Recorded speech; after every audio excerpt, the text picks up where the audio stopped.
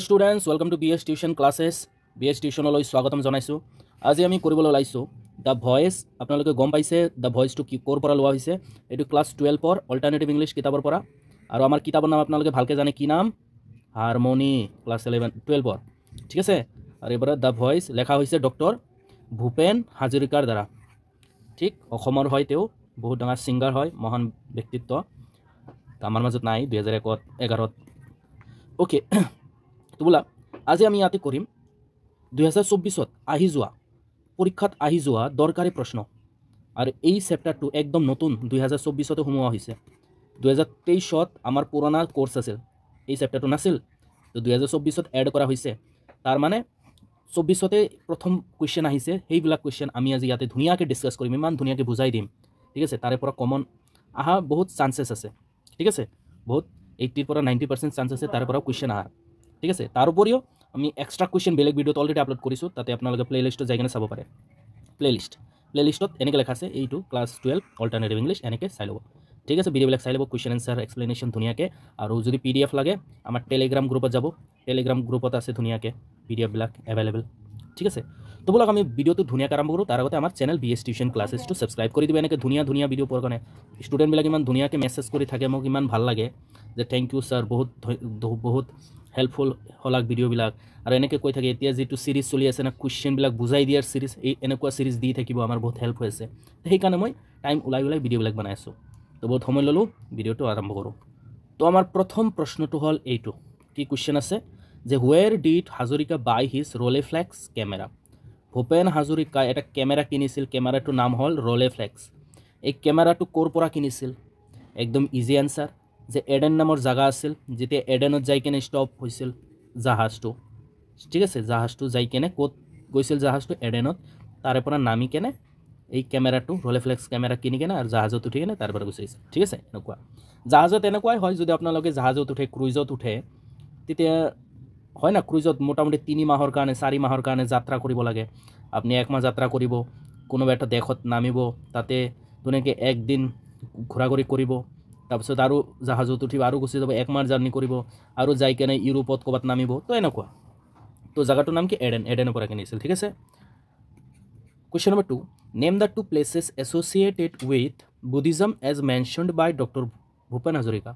তো ডক্টৰ ভূপেন হাজৰিকাজীয়ে 2টা প্লেচৰ কথা কৈছে, আৰু সেই প্লেচ কাৰ লগত জড়িত? বুদ্ধিজমৰ লগত জড়িত। আমাৰ ভাৰতৰে 2টা জাগাৰ কথা কৈছে, যি 2টা জাগা বুদ্ধিজমৰ লগত, বৌদ্ধ ধৰ্মৰ লগত জড়িত হয় 2টা জাগা। আৰু সেই 2টা জাগাৰ নাম কি আপোনালোকে ভালকৈ জানে, মই ইয়াতে লিখি দিওঁ। ঠিক আছে, গোটেইকেইটা ৰাপ কৰি দিওঁ মই আগতে। অ'কে, ইয়াতে লিখি দিওঁ। এটা হ'ল সাৰনাথ, ঠিক আছে, সাৰনাথ হয়, আৰু এটা কি হয়? বোধগয়া। কি হ'ব? বোধগয়া। তো এই 2টা জাগা, এটা। ঠিক আছে, ভেৰি নাইস। অ'কে, নেক্সট কুৱেশ্যনত যাওঁ। তো আমাৰ নেক্সট কুৱেশ্যন, 3 নম্বৰ কুৱেশ্যনটো চাব। How does Hazarika recount his feeling about being an Indian as he moves forward in his journey. তো এইটো ইণ্ডিয়া আছিল, ইণ্ডিয়াৰ পৰা লাহে লাহে যে জাৰ্ণিত ওলাই গৈছিল, ইয়াৰ পৰা সবৰ আগতে শ্ৰীলংকাত গৈছিল, তাৰে পৰাহে ক'ৰবাত গৈছিল জাহাজেদি। ঠিক আছে, তো যেতিয়া ইণ্ডিয়াৰ পৰা ওলাই আছিল, মুভ কৰি আছিল লাহে লাহে, তাৰ মনোভাৱ কেনেকুৱা আছিল, তাৰ প্ৰতিক্ৰিয়া কেনেকুৱা আছিল, মনৰ ফিলিং কেনেকুৱা আছিল? তেওঁৰ ফিলিং এইটোৱে আছিল যে, ধুনীয়াকৈ কৈ দিওঁ যে যেতিয়া নিজৰ দেশৰ পৰা বাহিৰত যাই আছিল না, নষ্টালজিয়া ফিল কৰিছিল। কি? নষ্টালজিয়া ফিল কৰিছিল, মানে আমি ক'ব পাৰোঁ যে কিবা পুৰণা মেমৰি এটা মনত কৰা, বা হোমছিক, ঘৰৰ কথা মনত কৰা।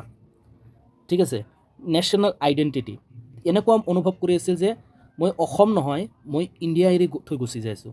ই কিন্তু অসমৰ পৰা যাই আছিল, কিন্তু যেতিয়া আমি অসমৰ পৰা যাই কিনে পূৰা দেশৰ পৰা ওলাই যাওঁ, তেতিয়া আমাৰ মনোভাৱ কি থাকে যে আমাৰ পূৰা ইণ্ডিয়া, মনত এটা চাপ বহি থাকে না, ইণ্ডিয়া এনেকুৱা। তো এনেকুৱা মনোভাৱ আছিল, আইডেণ্টিটি এটা আছিল, পৰিচয়। কি পৰিচয় এৰি যাই আছিল? ইণ্ডিয়া। ঠিক আছে, 4 নম্বৰ কুৱেশ্যনটো, give a brief account of Bhupen হাজৰিকাছ experience of visiting a Sri Lankan family home. এইবিলাক এক্সাৰচাইজৰ কুৱেশ্যন হয়। ঠিক আছে, এইবিলাক এক্সাৰচাইজৰ কুৱেশ্যন হয় যে ভূপেন হাজৰিকাই যিয়ে যেতিয়া শ্ৰীলংকাত গৈছিল, এই শ্ৰীলংকা গৈছিল, ইয়াৰ পৰা ইয়াতে নামিছিল, শ্ৰীলংকাত গৈছিল, তো শ্ৰীলংকাৰ ফেমিলি হোমত গৈছিল, শ্ৰীলংকাৰ কোনোবা এটা পৰিবাৰত গৈছিল, ঘৰত গৈছিল। তাতে ঘৰত যে গৈছিল তাৰ এক্সপিৰিয়েঞ্চ কেনেকুৱা আছিল ভূপেন হাজৰিকাজীৰ এক্সপিৰিয়েঞ্চ কেনেকুৱা আছিল তো চাও আমি কওঁ যে প্ৰথমতে যেতিয়া ধুনীয়াকৈ এক্সপ্লেইন কৰি দিওঁ ঠিক আছে চাও এইটো ঘৰ ধৰি লওঁ শ্ৰীলংকাৰ কোনোবা ঘৰ ওকে যেতিয়া ভূপেন হাজৰিকা শ্ৰীলংকাৰ ফেমিলি হোমত এটা গৈছিল ড্ৰয়িং ৰুমত গৈছিল ক'ত গৈছিল ড্ৰয়িং ৰুম ঠিক আছে একদম মডাৰ্ণ লংকান ফেমিলি আছিল কেনেকুৱা ফেমিলি আছিল মডাৰ্ণ ঠিক আছে মডাৰ্ণ ফেমিলি সেই ফেমিলিত গৈছিল ভূপেন হাজৰিকাজীয়ে তাৰপিছত তাতে চাইছিল এটা পিয়ানো আছিল তাতে কি আছিল পিয়ানো এটা আছিল আৰু পিয়ানোৰ ওচৰতে এটা পেইণ্টিং আছিল কাৰ পেইণ্টিং মাডোনাৰ পেইণ্টিং মাডোনা ঠিক আছে মাডোনাৰ পেইণ্টিং আছিল কোনোবা আৰ্টিষ্ট এই পেইণ্টাৰৰ দ্বাৰা পেইণ্ট কৰা আছিল বাই সাম পেইণ্টাৰ ওকে তাৰপিছত কি আছিল তাতে আৰু পেইণ্টাৰ কোন আছিল ইউৰোপিয়ান আৰ্টিষ্ট ঠিক আছে ইউৰোপিয়ান পেইণ্টাৰৰ দ্বাৰা ধুনীয়াকৈ পেইণ্ট কৰা আছিল মাডোনাৰ চিত্ৰটো তাৰপিছত বাচ্চাবিলাকে ইংলিছ গান গাইছিল তাতে ক'ত এইটো ফেমিলিত ইংলিছ সং বাচ্চাবিলাক কি গান গাইছিল ইংলিছ সং গান গাইছিল আৰু ভূপেন হাজৰিকা মানে ছাৰপ্ৰাইজ হৈ গৈছিল ইয়াতে আহি কেনে যে এই লংকাৰ যিটো ফেমিলি হোম হয় ঠিক আছে লংকাৰ যিটো ফেমিলি হোম হয় তাৰে অলপ মিলে কাৰ লগত মিলে তেওঁ যে শ্বিলঙত কেতিয়া মাজত গৈছিল ভূপেন হাজৰিকা শ্বিলঙত গৈছিল এই শ্বিলঙৰ অলপ কালচাৰ আৰু এই শ্ৰীলংকাৰ ফেমিলি হোমৰ কালচাৰ মোটামুটি অলপ মিলে ঠিক আছে তে এনেকুৱা চাইছিল এনেকৈ ধুনীয়াকৈ 4 নম্বৰ কুৱেশ্যনত লিখি দিবা ঠিক আছে ডিটেইল পঢ়িবা নহ'লে আমাৰ কুৱেশ্যন আনসাৰ অলৰেডি আপলোড কৰা আছে প্লেলিষ্টত তাৰে পৰা চাবা ধুনীয়াকৈ এক্সপ্লেইন কৰা আছে নেক্সট কুৱেশ্যনৰ ফালে আগবাঢ়ো তো এইটো আমাৰ লাষ্ট কুৱেশ্যন তাৰ আগতে লাইক কৰিবা শ্বেয়াৰ কৰিবা কমেণ্ট কৰিবা আমাৰ চেনেলটো ছাবস্ক্ৰাইব কৰিবা PDF আমাৰ টেলিগ্ৰাম গ্ৰুপত পাবা এইটো সেম নাম BS টিউশ্যন ক্লাছেছ তো লাষ্ট কুৱেশ্যনটো কি এতে চাই আছে না HS 2024 আহিছিল ক্লাছ 12 কুৱেশ্যন কৈছে with which dance form of Kamarupa was Yakma Natum compared Yakma Natum dance হয় ঠিক আছে শ্ৰীলংকাৰ ডেন্স হয় এইটো কামৰূপৰ এটা ডান্সৰ লগত তুলনা কৰা হৈছে কামৰূপৰ কোনটো ডান্সৰ লগত তুলনা কৰিছে এইটো হ'ল দেওধনী নৃত্য ইয়াতে মই স্পেলিংটো ধুনীয়াকৈ লিখি দিওঁ দেওধনী নৃত্য ঠিক আছে কি লিখিম DEODHANI দেওধনী নৃত্য ঠিক আছে দেওধনী নৃত্য ঠিক আছে এইটো হ'ল আমাৰ এনসাৰ এইটোৰ লগত এইটো অসমৰ হয় এই দেওধনী নৃত্যৰ লগত কম্পেয়াৰ কৰা হৈছে ঠিক আছে বাছ এইখিনি আছিল অল দ্য বেষ্ট এক্সাম বহুত ভাল হোক 100% তোমালোকে মাৰ্ক পোৱা অল্টাৰনেটিভ ইংলিছ এইটো মোৰ আশা ঠিক আছে আৰু যদি ইংলিছৰো লাগে আমাৰ চেনেলত এভেইলেবল আছে ঠিক আছে লৈ ল'বা ইয়াৰ পৰা আৰু বেলেগ ভিডিঅ' আমি আনিম বেলেগ ভিডিঅ' কিহৰ আনিম আমাক কমেণ্ট কৰি যাবা ঠিক আছে অল দ্য বেষ্ট